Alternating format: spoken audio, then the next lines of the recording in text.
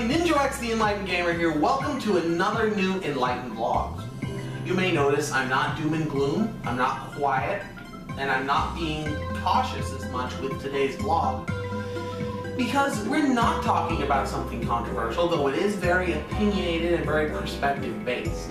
Today I want to tell you guys why I prefer a single player experience to a multiplayer one, especially an online multiplayer one. It's a peculiar thing because typically, especially in the current gaming environment, online multiplayer is not only the thing, it's the only thing for a lot of gamers. With MMOs, mobile games, and Minecraft taking center stage over most other types of games that actually take work and effort to get good at. Not saying it doesn't take work and effort to get good at Minecraft, because that's kind of one of the few exceptions. But I want to explain why I play these games, why I prefer Donkey Kong Country to World of Warcraft, why I prefer the single-player campaign of Reach to the multiplayer of Halo 3 and 4, and so on and so forth. For me, gaming, like everything else, is about experience, and online gaming is an experience in and of itself. So why do I shy away from it? To me, it feels very impersonal, especially online. Local multiplayer is a bit different, but to do that you have to actually have people here.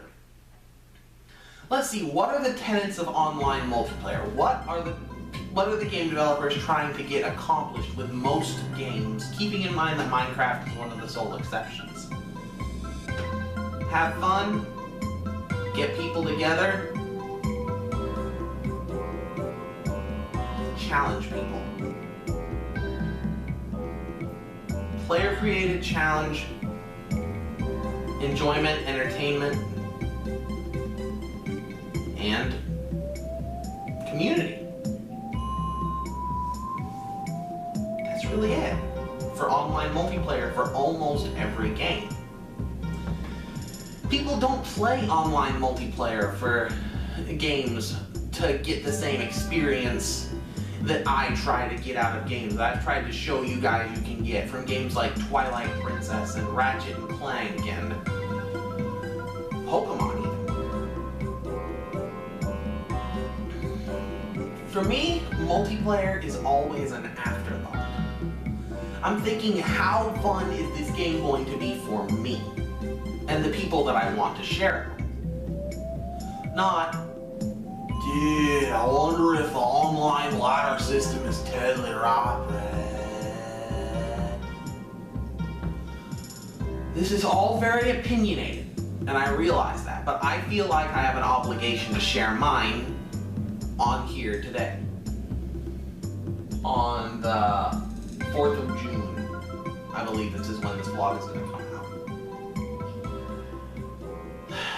For me, the online experience has always been secondary. And it dates back to my personal experiences. It actually dates back to my experiences with Pokemon. When Red, Blue, and Yellow came out, we only had one blue version cartridge between me and my brother for many years. And because there's only one save file, that was the one game we didn't have to share. I let him grind and battle wild Pokemon and the like for me, but I didn't want him to get any story progress that got saved. So if he would battle a gym leader, we would erase the file, or we would not save the game progress and reset to the last save. And things were good. Local multiplayer I'm a big fan of, but only after you're already fully done getting as much enjoyment out of a game as you can. That's why I also tend to shy away from things like the modern FPS. I say the modern FPS because there are special FPS games that I enjoy greatly. But they're all either heavily targeted at a single player audience or simply lack a multiplayer functionality. Games like the Metroid Prime trilogy,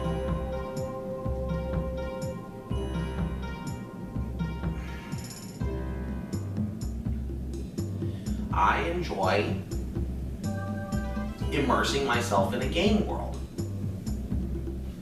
I don't treat computer players and AIs as if I would treat a robot or a machine. I treat them like people. And that's another big reason why I steer clear of online play, is instead of dehumanizing AI, it causes people to dehumanize people. And that's a big problem of the internet in general and social media, is that we take people and we turn them into, you're a blank and a blank and a blank, instead of you're a person and you have many interesting and diverse qualities about you. We try to divide and label and subdivide and etc. And it's not for me. It's not for me. I don't think it ever will be for me. And on to the topic of MMOs, multi-massive online games, and MOBAs, massive multiplayer online battle arenas. These are even less for me, because not only is there the aspect of dehumanizing people, but there's so much tedium to these games. When you really break it down, you're farming 99% of the time. Farming, grinding up your levels. Yes, there is some time that's spent on strategy. And I can see that definitely from a competitive perspective, these games are incredible. Because it gives you a chance to actually challenge yourself by facing other people instead of AI that can be typically fairly easily routed. It's not for me. A big part of what I do here on this channel is I try to show that just because you're done playing a game one time, that doesn't mean you've experienced everything you can. Even beyond uncovering all of its secrets, there's still more. There's still more that can be experienced from these games if you're brave enough to challenge yourself, to play them in new or difficult ways. This is what birthed the Nuzlocke. Not the modern Nuzlocke or the randomizer Nuzlocke, but the original Nuzlocke by Mr. Nuzlocke. Seriously, go to Google, type in, what is a Nuzlocke? There is a link that will pop up in your feed that will take you to the original comic based off of the original Nuzlocke by Mr. Nuzlocke. That's the kind of gamer I am. I'm not the type of gamer that says, well, I have to use Mewtwo every single time, and I have to make sure he has the proper EV spread and IV spread and moveset, because if I do not, then I will not have the competitive edge and I will lose.